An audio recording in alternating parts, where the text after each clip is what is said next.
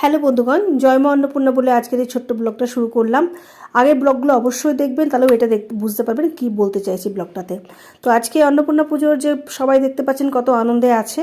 তো এই ব্যানার্জি বাড়ির সঙ্গে চ্যাটার্জি বাড়ির যুক্ত আছে, তাদেরকে নিয়ে আজকের এই ব্লগ। তো চলুন দেখে নিই তাদেরকে। এত এত মানুষ যে ভোগ গ্রহণ করে, সেই ভোগ গ্রহণ করে যার হাতে, যে ভোগটা রান্না হয় মা অন্নপূর্ণা যার হাতে খায়, আমরা তাকেও পেয়েছি, জগন্নাথ চ্যাটার্জি। তো তুমি কত বছর থেকে ভোগ রান্না করছো?